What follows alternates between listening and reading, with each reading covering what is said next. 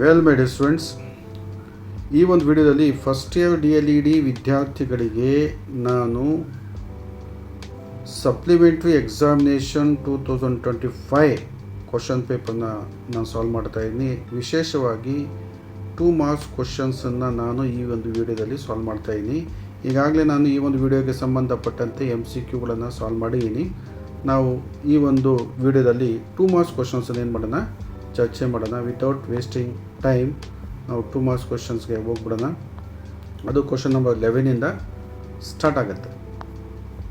ನೋಡಿ, ಇಲ್ಲಿ ಭಾಗ 2 ಅಂತ ಇದೆ. ಇಲ್ಲಿ ಸೂಚನೆಗಳನ್ನು ಕೊಟ್ಟಿದ್ದಾವೆ.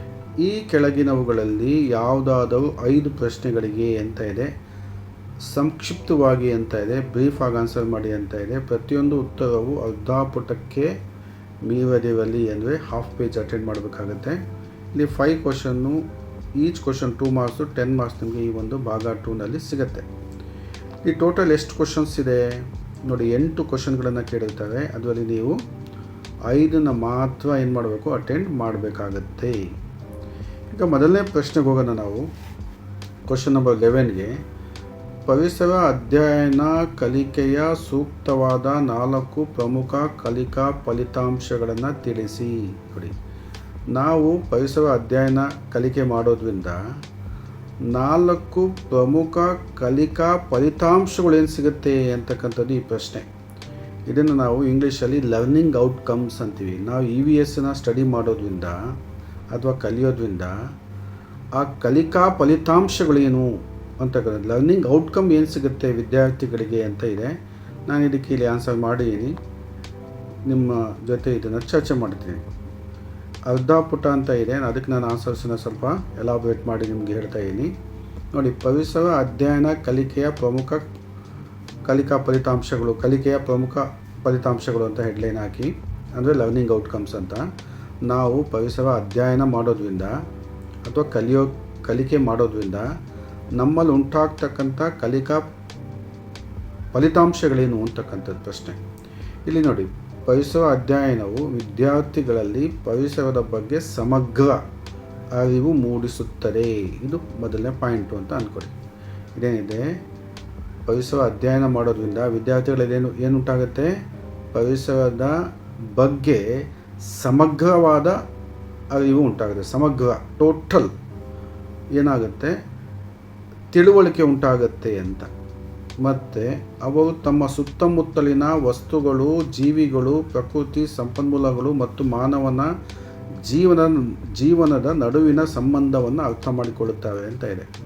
ವಿದ್ಯಾರ್ಥಿಗಳಿಗೆ ತಮ್ಮ ಸುತ್ತಮುತ್ತಲಿನ ವಸ್ತುಗಳ ಬಗ್ಗೆ ತಿಳ್ಕೊಳ್ತವೆ.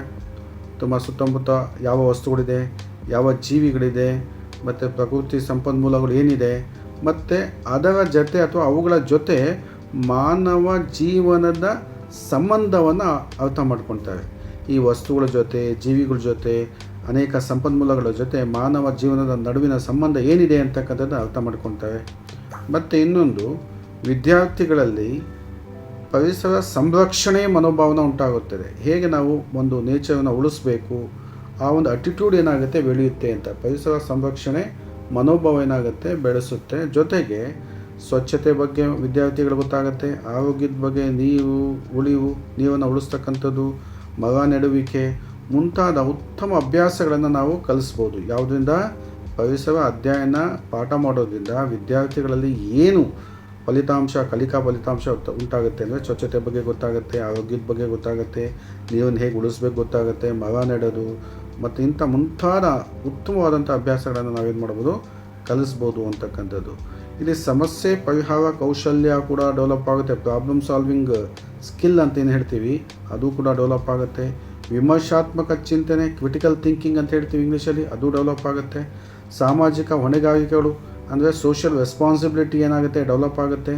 ಹೀಗಾಗಿ ಪರಿಸರ ಅಧ್ಯಯನ ಜ್ಞಾನ, ಕೌಶಲ ಮತ್ತು ಮೌಲ್ಯಗಳನ್ನು ಬೆಳೆಸುವ ಪ್ರಮುಖ ಏನಾಗಿದೆ, ವಿಷಯ ಆಗಿದೆ. ಇಷ್ಟನ್ನು ನೀವೇನು ಮಾಡಬೇಕಾಗತ್ತೆ, ಬರೀಬೇಕಾಗುತ್ತೆ. ನಿಮಗೆ 2 ಅಂಕಗಳು ಸಿಗುತ್ತೆ. ಇದರಲ್ಲಿ ಹಾಫ್ ಮಾರ್ಕ್ಸ್ ಏನಾಗಲ್ಲ, ಕಟ್ ಆಗಲ್ಲ. ಇಷ್ಟನ್ನು ನೀವೇನು ಮಾಡಬೇಕಾಗತ್ತೆ, ಅಟೆಂಡ್ ಮಾಡಬೇಕಾಗತ್ತೆ. ನಾವು ನೆಕ್ಸ್ಟು ಕ್ವಶನ್ ಮೂವ್ ಆಗೋಣ. ನೋಡಿ, ನೆಕ್ಸ್ಟ್ ಕ್ವಶನ್ ನಂಬರ್ 12 ಇದೆ. ಆವಾಸ ಎಂದರೇನು, ಅದರ ಒಂದು ಪ್ರಾಮುಖ್ಯತೆ ತಿಳಿಸಿ ಅಂತ ಇದೆ. ಆವಾಸ ಅಂದ್ರೇನು, ಒಂದು ಪ್ರಾಮುಖ್ಯತೆಯನ್ನು ತಿಳಿಸಿ ಅಂತ ಇದೆ. ಇದೇ ಪ್ರಶ್ನೆ ನಾನು ಇಲ್ಲಿ ಆನ್ಸರ್ ಆಗಿ ತೊಗೊಳ್ತೀನಿ ನೋಡಿ. ಇಲ್ಲೂ ಕೂಡ ಹಾಕೊಂಡಿರೋದು ಆವಾಸ ಎಂದರೇನು, ಅದರ ಪ್ರಾಮುಖ್ಯತೆ ತಿಳಿಸಿ ಅಂತಕ್ಕಂಥದ್ದು. ಆವಾಸ ಎಂದರೇನು ಅಂತ ಮೊದಲು ತಿಳ್ಕೊಳ್ಳೋಣ ನಾವು. ಆವಾಸ ಅಂದರೆ ಜೀವಿಗಳು ವಾಸಿಸುವಂತಹ ನೈಸರ್ಗಿಕ ಸ್ಥಳ. ಇದನ್ನು ಅರ್ಥ ಮಾಡ್ಕೊಳ್ಳಿ. ಜೀವಿಗಳು ವಾಸಿಸುವ ನೈಸರ್ಗಿಕ ಸ್ಥಳ ಆವಾಸ ಅಂದರೆ. ಎಕ್ಸಾಂಪಲ್ ನೋಡಿ, ಪ್ರಾಣಿ ಪಕ್ಷಿಗಳು ಸಸ್ಯಗಳು ಬದುಕೋದಕ್ಕೆ ಅನುಕೂಲವಾಗಿರ್ತಕ್ಕಂಥ ಸ್ಥಳವನ್ನೇ ನಾವು ಆವಾಸ ಎಂದು ಕರಿತೀವಿ ಅಂತ ಹೇಳ್ಬಿಟ್ಟು. ಅಂದರೆ ಜೀವಿಗಳು ವಾಸ ಮಾಡುವಂಥ ನೈಸರ್ಗಿಕ ಸ್ಥಳ, ಪ್ರಾಣಿ ಪಕ್ಷಿಗಳು ಸಸ್ಯಗಳು ಬದುಕೋದಕ್ಕೆ ಅನುಕೂಲವಾಗಿರ್ತಕ್ಕಂಥ ಸ್ಥಳವನ್ನೇ ಏನು ಹೇಳ್ತೀವಿ ನಾವು ಆವಾಸ ಅಂತ ಹೇಳ್ತೀವಿ.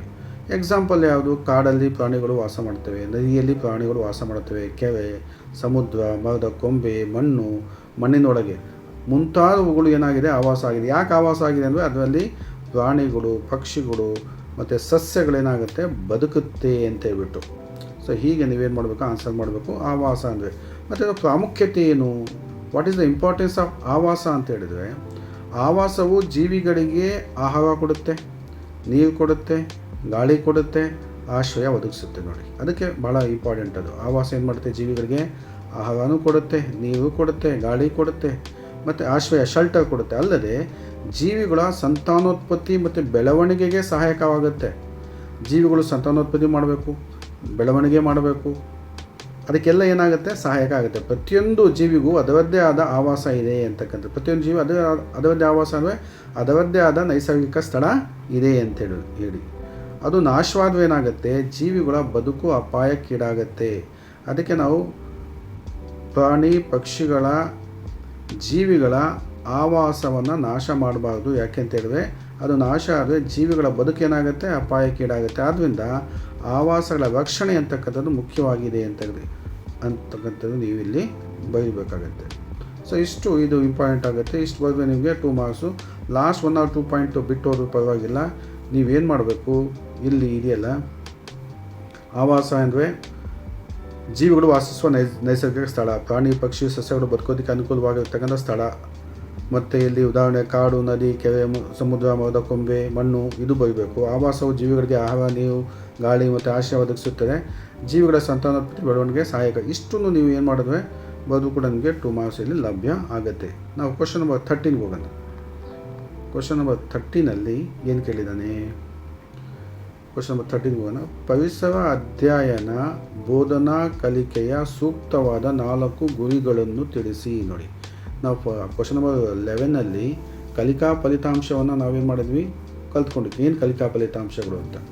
ಈ ಪರಿಸರ ಅಧ್ಯಯನ ಬೋಧನಾ ಕಲಿಕೆಯ ಸೂಕ್ತವಾದ 4 ಗುರಿ ಅಂದರೆ why we have to teach EVS ಅಂತ ಹೇಳ್ಬಿಟ್ಟು ನಾವು ಈ ಒಂದು ಪರಿಸರ ಅಧ್ಯಯನವನ್ನು ಯಾಕೆ ಟೀಚ್ ಮಾಡ್ತಾ ಇದ್ದೀವಿ, ಅದರ ಸೂಕ್ತವಾದಂಥ 4 ಗುರಿಗಳು ಅಂದರೆ ಏಮ್ಸ್ ಅಂತ ಹೇಳ್ತೀವಿ. ಏಮ್ಸ್ ಆ್ಯಂಡ್ ಆಬ್ಜೆಕ್ಟಿವ್ಸ್ ಅಂತ ಹೇಳ್ಬಿಟ್ಟು, ಅಥವಾ ಏಮ್ಸ್ ಏನು ಅಂತ ಹೇಳ್ಬಿಟ್ಟು ಕೇಳಿದೆ. 4 ಗುರಿಗಳು ಯಾಕೆ ಟೀಚ್ ಮಾಡಬೇಕು, ಅದು ಆಬ್ಜೆಕ್ಟಿವ್ಸ್ ಏನು, ಅಥವಾ ಏಮ್ಸ್ ಏನು ಅಂತಕ್ಕಂಥದ್ದು ಪ್ರಶ್ನೆ. ಇಲ್ಲಿ ಅದೇ ಹಾಕ್ಕೊಂಡಿದ್ದೀನಿ ನೋಡಿ, ಪರಿಸರ ಅಧ್ಯಯನ ಬೋಧನೆಯ ಮುಖ್ಯ ಗುರಿಗಳು ಅಂತ ಹಾಕ್ಕೊಂಡಿದ್ದೀನಿ.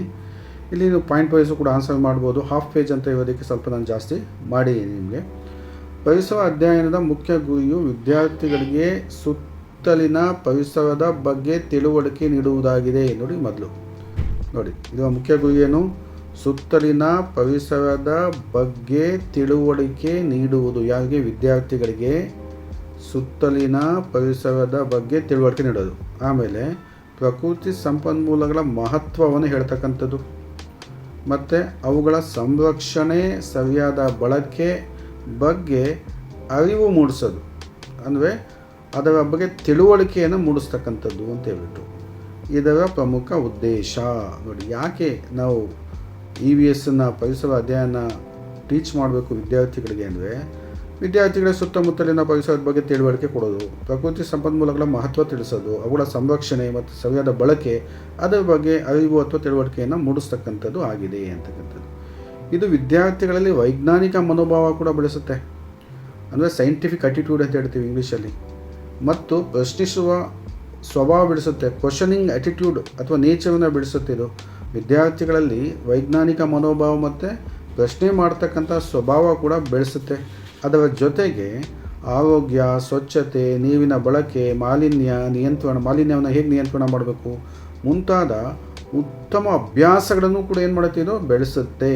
ನಾವು EVS ಅಥವಾ ಪರಿಸರ ಅಧ್ಯಯನವನ್ನು ಬೋಧನೆ ಮಾಡೋದ್ರಿಂದ ಮಕ್ಕಳಲ್ಲಿ ನೋಡಿ ವೈಜ್ಞಾನಿಕ ಮನೋಭಾವನೆ ಉಂಟಾಗ್ತಾ ಇದೆ, ಪ್ರಶ್ನಿಸುವ ಸ್ವಭಾವ ಉಂಟಾಗ್ತಾ ಇದೆ, ಆರೋಗ್ಯ, ಸ್ವಚ್ಛತೆ, ನೀರಿನ ಬಳಕೆ, ಮಾಲಿನ್ಯ ನಿಯಂತ್ರಣ ಹೇಗೆ ಮಾಡಬೇಕು, ಇವೆಲ್ಲ ಉತ್ತಮ ಅಭ್ಯಾಸಗಳು ನಾವು ಏನು ಮಾಡ್ಬೋದು, ಬೆಳೆಸ್ಬೋದು ಅಂತಕ್ಕಂಥದ್ದು.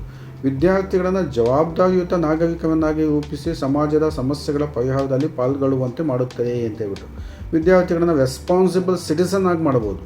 ಸಮಾಜದಲ್ಲಿ ಉಂಟಾಗ್ತಕ್ಕಂಥ ಸಮಸ್ಯೆಗಳನ್ನು ಹೇಗೆ ಬಗೆಹರಿಸಬೇಕು, ಹೇಗೆ ಪರಿಹಾರ ಮಾಡಬೇಕು, ಅದರಲ್ಲಿ ಹೇಗೆ ಪಾಲ್ಗೊಳ್ಳಬೇಕು ಅಂತಕ್ಕಂಥದ್ದು ನಾವೇನು ಮಾಡ್ಬೋದು, ಅದನ್ನು ಆ ಒಂದು ಜವಾಬ್ದಾರಿಯನ್ನು ಬೆಳೆಸ್ಬೋದು. ಹೀಗಾಗಿ ಪರಿಸರ ಅಧ್ಯಯನ ಜ್ಞಾನ ಏನು ಮಾಡುತ್ತೆ, ಮೌಲ್ಯಾಧಾರಿತ ಕಲಿಕೆಗೆ ಸಹಕಾರಿಯಾಗುತ್ತೆ. ಪರಿಸರ ಅಧ್ಯಯನದಿಂದ ಜ್ಞಾನನೂ ಡೆವಲಪ್ ಆಗುತ್ತೆ, ಮೌಲ್ಯಾಧಾರಿತ ಕಲಿಕೆಗೂ ಏನಾಗುತ್ತೆ, ಸಹಕಾರಿಯಾಗುತ್ತೆ. ಇಷ್ಟನ್ನು ನೀವು ಬರೆದಾಗ ನಿಮಗೆ 2 ಮಾರ್ಕ್ಸ್ನಲ್ಲಿ ಲಭ್ಯ ಆಗುತ್ತೆ ಅಂತ. ಸ್ವಲ್ಪ ನಾನು ಏನು ಮಾಡೀನಿ, ಹಾಫ್ ಪೇಜ್ ಅಂತ ಹೇಳ್ಬಿಟ್ಟು ಸ್ವಲ್ಪ ಜಾಸ್ತಿ ಆನ್ಸರ್ನ ಮಾಡೀನಿ. ನೀವೇನು ಮಾಡಬೇಕು, 1 or 2 ಪಾಯಿಂಟ್ಸ್ ನಿಮ್ಮಲ್ಲಿ ಮಿಸ್ ಆದರೂ ಪರವಾಗಿಲ್ಲ, ನಿಮ್ಗೇನಾಗುತ್ತೆ 2 ಮಾರ್ಕ್ಸ್ ಸಿಗುತ್ತೆ. ಆದರೆ ಇದನ್ನು ಅರ್ಥ ಮಾಡಿಕೊಂಡು ನೀವೇನು ಮಾಡಬೇಕು, ಈ ಪ್ರಶ್ನೆಗಳನ್ನು ಉತ್ತರಿಸಬೇಕು ಅಂತಕ್ಕಂಥದ್ದು. ನಾವು ನೆಕ್ಸ್ಟ್ ಕ್ವಶನ್ಗೆ ಮೂವ್ ಆಗೋಣ. ನೆಕ್ಸ್ಟ್ ಕ್ವಶನ್ ಏನಿದೆ ನೋಡ್ಕೊಳ್ಳೋಣ. ಕ್ವಶನ್ ನಂಬರ್ 14ಗೆ ಹೋಗೋಣ. ಮಗುವಿನ ಕಲಿಕಾ ಫಲಿತದ ಮೇಲೆ ಪ್ರಭಾವ ಬೀರುವ ಶಿಕ್ಷಕರ ಸೂಕ್ತ 4 ಗುಣಲಕ್ಷಣಗಳನ್ನು ಪಟ್ಟಿ ಮಾಡಿ ಅಂತಾರೆ. ಒಂದು ಮಗುವಿನ ಕಲಿಕಾ ಫಲಿತಾಂಶದ ಮೇಲೆ ಪ್ರಭಾವ ಬೀರತಕ್ಕಂಥ ಶಿಕ್ಷಕರ 4 ಗುಣಲಕ್ಷಣಗಳು ಏನು, ಶಿಕ್ಷಕರ ಯಾವ 4 ಗುಣಲಕ್ಷಣಗಳು ಮಗುವಿನ ಕಲಿಕಾ ಫಲದ ಮೇಲೆ ಪ್ರಭಾವ ಬೀರುತ್ತೆ ಅಂತಕ್ಕಂಥ ಇದು ಬಹಳ ಇಂಪಾರ್ಟೆಂಟ್ ಆಗಿರ್ತಕ್ಕಂಥ ಪ್ರಶ್ನೆ. ಯಾಕೆಂದರೆ ಶಿಕ್ಷಕರನ್ನು ವಿದ್ಯಾರ್ಥಿಗಳು ಏನು ಮಾಡ್ತವೆ, ಅನುಕರಣೆ ಮಾಡ್ತವೆ, ಇಮಿಟೇಟ್ ಮಾಡ್ತವೆ. ಸೊ ಯಾವ ಗುಣಲಕ್ಷಣಗಳು ವಿದ್ಯಾರ್ಥಿಗಳ ಮೇಲೆ ಪ್ರಭಾವ ಬೀರುತ್ತವೆ ನೋಡಿ. ಇಲ್ಲಿ ವಿದ್ಯಾರ್ಥಿಗಳ ಮೇಲೆ ಪ್ರಭಾವ ಬೀರುವ ಶಿಕ್ಷಕರ ಗುಣಲಕ್ಷಣಗಳು, ಈ ಶಿಕ್ಷಕರ ಒಳ್ಳೆಯ ಗುಣಲಕ್ಷಣಗಳು ಏನು ಅಂತಕ್ಕಂಥದ್ದು ಬರೀಬೇಕಾಗುತ್ತೆ. ಶಿಕ್ಷಕರು ವಿದ್ಯಾರ್ಥಿಗಳ ಜೀವನದಲ್ಲಿ ಮಹತ್ವವಾದ ಪಾತ್ರ ವಹಿಸ್ತವೆ, ಗೊತ್ತಿದೆ ಅದು. ಶಿಕ್ಷಕರು ವಿದ್ಯಾರ್ಥಿಗಳ ಜೀವನದಲ್ಲಿ ಮಹತ್ವದ ಪಾತ್ರ ವಹಿಸ್ತಾರೆ. ಓಕೆ, ಶಿಕ್ಷಕರ ಉತ್ತಮ ವ್ಯಕ್ತಿತ್ವ, ಇದು ನೋಡಿ, ಉತ್ತಮ ವ್ಯಕ್ತಿತ್ವ ಇರಬೇಕು, ಗುಡ್ ಪರ್ಸನಾಲಿಟಿ ಅಂತ ಹೇಳ್ತೀವಿ. ವಿದ್ಯಾರ್ಥಿಗಳಿಗೆ ಏನಾಗುತ್ತೆ, ಆದರ್ಶ ಆಗುತ್ತೆ. ಅಂದರೆ ವಿದ್ಯಾರ್ಥಿಗಳಿಗೆ ಏನು ಆದರ್ಶ ಆಗುತ್ತೆ ಅಂದರೆ ಶಿಕ್ಷಕರ ಉತ್ತಮ ವ್ಯಕ್ತಿತ್ವ, ಇದು ಬಹಳ ಇಂಪಾರ್ಟೆಂಟ್ ಆಗುತ್ತೆ. ವಿಷಯದ ಬಗ್ಗೆ ಸಮಗ್ರ ಜ್ಞಾನ ಹೊಂದಿರುವ ಶಿಕ್ಷಕರು ನೋಡಿ, ವಿದ್ಯಾರ್ಥಿಗಳಿಗೆ ಸ್ಪಷ್ಟವಾಗಿ ಬೋಧಿಸಬಲ್ಲವು ನೋಡಿ. ಒಂದು ಉತ್ತಮವಾದಂಥ ವ್ಯಕ್ತಿತ್ವ ಇರಬೇಕು ಶಿಕ್ಷಕರಿಗೆ. ಇನ್ನೊಂದು ವಿಷಯದ ಬಗ್ಗೆ ಸಮಗ್ರ ಜ್ಞಾನ ಹೊಂದಿರತಕ್ಕಂಥ ಶಿಕ್ಷಕರು ವಿದ್ಯಾರ್ಥಿಗಳಿಗೆ ಏನು ಮಾಡ್ತವೆ, ಸ್ಪಷ್ಟವಾಗಿ ಬೋಧಿಸೋದಕ್ಕೆ ಸಾಧ್ಯ ಆಗುತ್ತೆ. ಅಂದರೆ ವಿಷಯದ ಬಗ್ಗೆ ಸಮಗ್ರ ಜ್ಞಾನನೂ ಕೂಡ ಹೊಂದಿರಬೇಕು, ಅದು ಒಂದು ಗುಣಲಕ್ಷಣ. ಆಮೇಲೆ ವಿದ್ಯಾರ್ಥಿಗಳಿಗೆ ಸ್ಪಷ್ಟವಾಗಿ ಅದಾಯಿತು. ಸಹಾನುಭೂತಿ ಮತ್ತು ಪ್ರೀತಿ ಹೊಂದಿರುವ ಶಿಕ್ಷಕರು, ಟೀಚರ್ಸಲ್ಲಿ ಸಹಾನುಭೂತಿ ಇರಬೇಕು, ಪೇಷನ್ಸ್ ಇರಬೇಕು, ಲವ್ ಆ್ಯಂಡ್ ಅಫೆಕ್ಷನ್ ಇರಬೇಕು.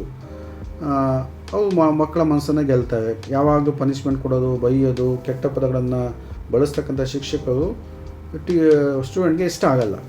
ಸಹಾನುಭೂತಿ ಇರಬೇಕು ಸ್ಟೂಡೆಂಟ್ ಮೇಲೆ ಅಂತೇಳಿದ್ರೆ, ಪೇಷನ್ಸ್ ಇರಬೇಕು, ಸಿಂಪತಿ ಇರಬೇಕು, ಮತ್ತು ಪ್ರೀತಿ ಹೊಂದಿರ್ತಕ್ಕಂಥ ಲವ್ ಆ್ಯಂಡ್ ಅಫೆಕ್ಷನ್ಸು ಮಕ್ಕಳ ಮೇಲೆ ಹೆಚ್ಚು ಇರಬೇಕು. ಅಂತೂ ಮಕ್ಕಳ ಒಂದು ಮನಸ್ಸನ್ನು ಗೆಲ್ತಾವೆ. ಇಲ್ಲಿ ಸಹಾನುಭೂತಿ ಮತ್ತು ಪ್ರೀತಿ ಅಂತಕ್ಕಂಥದ್ದು ಇಂಪಾರ್ಟೆಂಟ್ ಆಗುತ್ತೆ.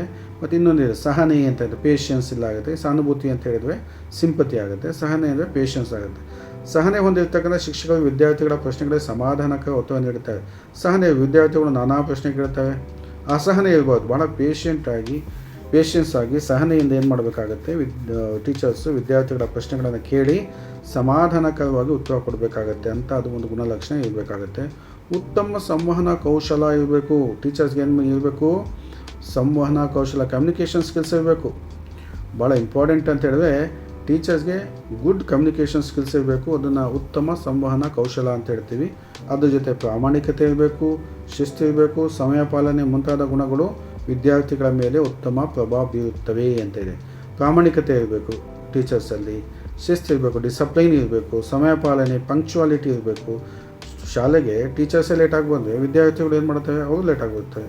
ಸೊ ಹೀಗೆ ಸಮಯ ಪಾಲನೆ, ಶಿಸ್ತು, ಪ್ರಾಮಾಣಿಕತೆ ಇದ್ದರೆ ಅಂತಹ ಗುಣಗಳು ಏನು ಮಾಡುತ್ತೆ, ವಿದ್ಯಾರ್ಥಿಗಳ ಮೇಲೆ ಉತ್ತಮ ಪ್ರಭಾವ ಬೀರುತ್ತವೆ. ಅದರಿಂದ ಶಿಕ್ಷಕರ ಗುಣಲಕ್ಷಣಗಳು ಮಕ್ಕಳ ವ್ಯಕ್ತಿತ್ವ ನಿರ್ಮಾಣದಲ್ಲಿ ಮಹತ್ವದಾಗಿದೆ ಅಂತ ನಾವು ಹೇಳ್ಬೋದು. ಇದು ಇಷ್ಟನ್ನು ನೀವು ಏನು ಮಾಡ್ಬೋದು, ಪಟ್ಟಿ ಮಾಡಿ ಏನು ಮಾಡ್ಬೋದು, 2 ಮಾರ್ಕ್ಸ್ನ ತೊಗೋಬೋದು ಅಂತ ಹೇಳ್ಬಿಟ್ಟು.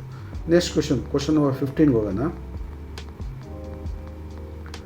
ಕ್ವಶನ್ ನಂಬರ್ 15, ಏನಿದೆ ನೋಡೋಣ. ಪರಿಸರ ಅಧ್ಯಯನದಲ್ಲಿ ವಿಷಯ ಆಧಾರಿತ ಸಂಯೋಜನೆಯಿಂದ ಆಗುವ 4 ಪ್ರಯೋಜನಗಳನ್ನು ತಿಳಿಸಿ.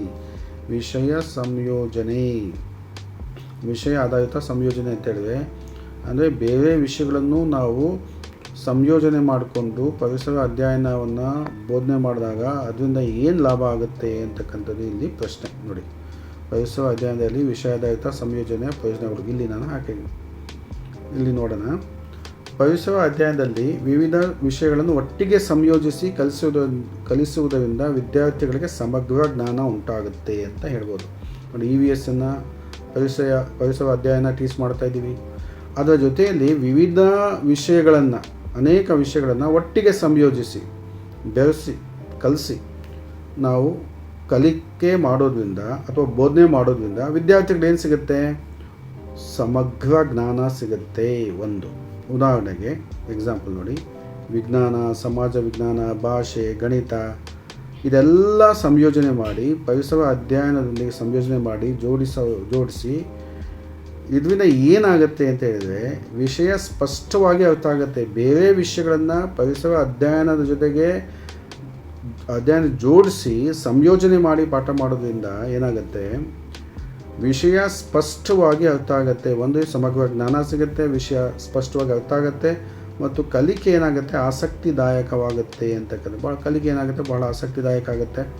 ಮತ್ತು ವಿದ್ಯಾರ್ಥಿಗಳು ನೈಜ ಜೀವನದ ಉದಾಹರಣೆಗಳ ಮೂಲಕ ಕಲಿಯುತ್ತಾರೆ. ವಿದ್ಯಾರ್ಥಿಗಳಿಗೆ ನೈಜ ಜೀವನ ಅಂದರೆ ನಿಜ ಜೀವನ ಉದಾಹರಣೆಗಳ ಮೂಲಕ ನಾವೇನು ಮಾಡಬೇಕು? ಕಲಿಸಬೇಕಾಗತ್ತೆ. ಅಲ್ಲಿ ವಿದ್ಯಾರ್ಥಿಗಳು ಹೆಚ್ಚು ಕಲಿತಾರೆ.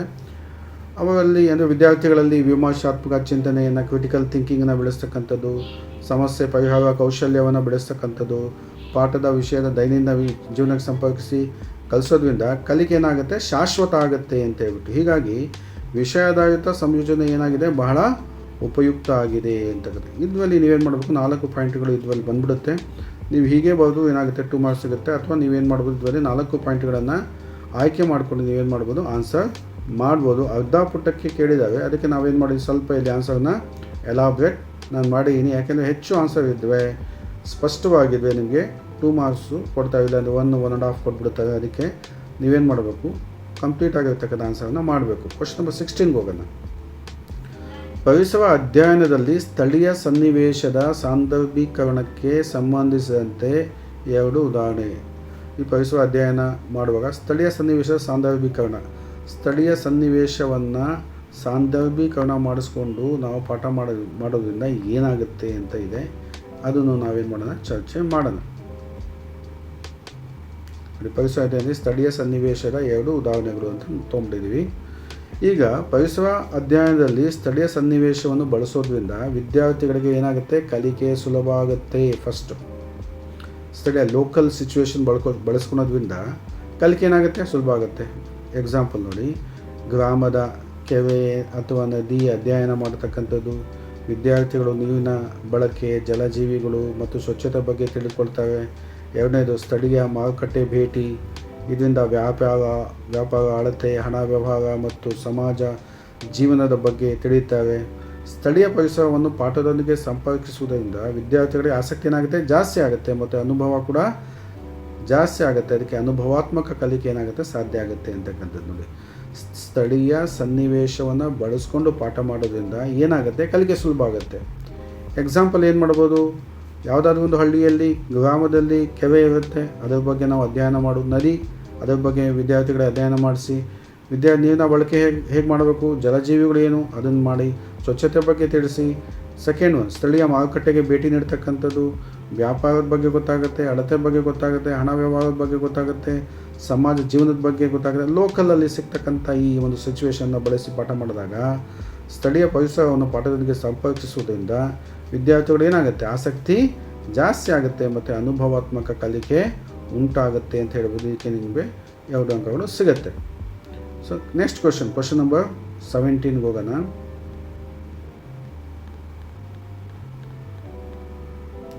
ಕುಟುಂಬ ಎಂಬ ಪಾಠಕ್ಕೆ 2 ಸಾಮರ್ಥ್ಯ. ಕುಟುಂಬ ಅಂತಕ್ಕಂಥದ್ದು ಒಂದು ಪಾಠ ಅಂತ ಅಂದ್ಕೊಳ್ಳಿ. ಅದಕ್ಕೆ 2 ಸಾಮರ್ಥ್ಯವನ್ನು ಸಾಮರ್ಥ್ಯವನ್ನು ನೀವು ಹಾಕಿ ಅಂತ ಇದೆ. ಏನು ಸಾಮರ್ಥ್ಯ ಬರುತ್ತೆ ಅಂತಕ್ಕಂಥ ನಾವೇನು ಮಾಡೋಣ? ಚರ್ಚೆ ಮಾಡೋಣ. ನೋಡಿ ಕುಟುಂಬ ಬಂತಿದೆ. ಕುಟುಂಬ ಎರಡು ಸಾಮರ್ಥ್ಯಗಳು ನೋಡಿ. ಕುಟುಂಬ ಪಾಠದ ಮೂಲಕ ವಿದ್ಯಾರ್ಥಿಗಳು ಕುಟುಂಬದ ಸದಸ್ಯರನ್ನು ಗುರುತಿಸುವ ಸಾಮರ್ಥ್ಯವನ್ನು ಪಡೆಯುತ್ತಾರೆ ನೋಡಿ. ಅದು ಮೊದಲನೇ ಸಾಮರ್ಥ್ಯ. ಕುಟುಂಬ ಪಾಠದ ಬಗ್ಗೆ ನಾವೇನು ಮಾಡ್ಬೋದು ವಿದ್ಯಾರ್ಥಿಗಳಿಗೆ? ಕುಟುಂಬದ ಸದಸ್ಯರು ಯಾರು? ತಾಯಿ, ತಂದೆ, ಅಣ್ಣ, ತಂಗಿ, ಅಜ್ಜ, ಅಜ್ಜಿ ಮುಂತಾದವರ ಪಾತ್ರವನ್ನು ತಿಳ್ಕೊಳ್ತಾರೆ. ಇದು ಒಂದು ಸಾಮರ್ಥ್ಯ. ಎರಡು ಸಾಮರ್ಥ್ಯವನ್ನು ಹೇಳಿದ್ದಾರೆ. ಕುಟುಂಬದ ಸದಸ್ಯರನ್ನು ಗುರುತಿಸುವಂಥ ಸಾಮರ್ಥ್ಯ, ಇದು ಅಪ್ಡೇಟ್ ಲೆವೆಲ್ ಕ್ವಶನ್ಸ್. ಇದು ತಾಯಿ ಬಗ್ಗೆ, ತಂದೆ ಬಗ್ಗೆ, ಅಣ್ಣನ ಬಗ್ಗೆ, ತಂಗಿ ಬಗ್ಗೆ, ಅಜ್ಜನ ಬಗ್ಗೆ, ಅಜ್ಜಿ ಬಗ್ಗೆ ಮುಂತಾದವರ ಪಾತ್ರ ತಿಳ್ಕೊಳ್ಳೋದಕ್ಕೆ ಏನಾಗುತ್ತೆ, ಇದು ಹೆಲ್ಪ್ ಆಗುತ್ತೆ. ಮತ್ತೊಂದು ಸಾಮರ್ಥ್ಯ ಏನು ಅಂದರೆ ಕುಟುಂಬದ ಮಹತ್ವವನ್ನು ಅರ್ಥ ಮಾಡಿಕೊಳ್ತಕ್ಕಂಥದ್ದು. ಒಂದು ಗುರುತಿಸ್ತಕ್ಕಂಥದ್ದು, ಇನ್ನೊಂದು ಮಹತ್ವವನ್ನು ಅರ್ಥ ಮಾಡ್ಕೊತಕ್ಕಂಥದ್ದು. ಕುಟುಂಬದಲ್ಲಿ ಪ್ರೀತಿ, ಸಹಕಾರ, ಜವಾಬ್ದಾರಿ, ಪರಸ್ಪರ ಸಹಾಯದ ಮೌಲ್ಯಗಳನ್ನು ಕಲಿತಾರೆ. ಕುಟುಂಬದಲ್ಲಿ ಏನು ಕಲಿತಾರೆ? ಪ್ರೀತಿ ಇದೆ, ಸಹಕಾರ ಇರುತ್ತೆ, ಜವಾಬ್ದಾರಿ ಇರುತ್ತೆ, ಪರಸ್ಪರ ಸಹಾಯದ ಮೌಲ್ಯಗಳನ್ನು ಕೂಡ ಕಲಿತಾರೆ. ಕುಟುಂಬವು ಸಮಾಜದ ಮೂಲ ಘಟಕ ಎಂಬ ಒಂದು ತಿಳುವಳಿಕೆ ಕೂಡ, ಅರಿವು ಕೂಡ ಏನಾಗುತ್ತೆ, ಉಂಟಾಗುತ್ತೆ. ಹೀಗಾಗಿ ಪಾಠವು ಸಾಮಾಜಿಕ ಮತ್ತು ನೈತಿಕ ಮೌಲ್ಯವನ್ನು ಬೆಳೆಸುತ್ತೆ. ಇಲ್ಲಿ ಎರಡು ಸಾಮರ್ಥ್ಯ ನೋಡಿ. ಒಂದು ಕುಟುಂಬದ ಸದಸ್ಯರನ್ನು ಗುರುತಿಸುವ ಸಾಮರ್ಥ್ಯ ಪಡೆಯುತ್ತವೆ, ತಂದೆ, ತಾಯಿ, ಅಣ್ಣ, ತಂಗಿ, ಅಜ್ಜ, ಅಜ್ಜಿ ಪಾತ್ರ. ಮತ್ತೊಂದು ಸಾಮರ್ಥ್ಯ ಏನು? ಕುಟುಂಬದ ಮಹತ್ವವನ್ನು ಅರ್ಥ ಮಾಡ್ಕೊಳ್ತವೆ ಅಂತ. ಕುಟುಂಬದ ಪ್ರೀತಿ, ಸಹಕಾರ, ಜವಾಬ್ದಾರಿ ಮತ್ತು ಪರಸ್ಪರ ಸಹಾಯದ ಮೌಲ್ಯಗಳನ್ನು ಕಲಿತಾರೆ. ಇಷ್ಟನ್ನು ಬಗ್ಗೆ ನಿಮಗೆ ಎಷ್ಟು ಮಾರ್ಕ್ಸ್ ಸಿಗುತ್ತೆ? 2 ಮಾರ್ಕ್ಸ್ ಸಿಗುತ್ತೆ. ಕೊನೆಯ ಒಂದು ಪ್ರಶ್ನೆ ನಾವು ನೋಡ್ಬಿಡೋಣ. Question number 18. ನೀವು ಅಟೆಂಡ್ ಮಾಡಬೇಕಾಗಿರೋದು 5 ಪ್ರಶ್ನೆಗಳು. ಆದರೆ ನಾನು 8 ಪ್ರಶ್ನೆಗಳಿಗೆ ಏನು ಮಾಡಿದ್ದೀನಿ, ನಿಮ್ಮ ಜೊತೆ ಆನ್ಸರನ್ನು ಏನು ಮಾಡ್ತಾಯಿದ್ದೀನಿ, ಚರ್ಚೆ ಮಾಡ್ತಾಯಿದ್ದೀನಿ. ಕ್ವಶನ್ ನಂಬರ್ 18 ನೋಡಿ. ನೀವು ಪರಿಸರ ಅಧ್ಯಯನ ಶಿಕ್ಷಕಿಯಾಗಿ ವಿಹಾರಕ್ಕೆ ಹೋಗುವ ಮುನ್ನ ಯಾವ ಕ್ರಮಗಳನ್ನು ಕೈಗೊಳ್ಳುವಿರಿ? ನೀವು ಪರಿಸರ ಅಧ್ಯಯನದ ಶಿಕ್ಷಕಿ ಅಥವಾ ಶಿಕ್ಷಕ ಅಂತ ಅಂದ್ಕೊಳ್ಳಿ.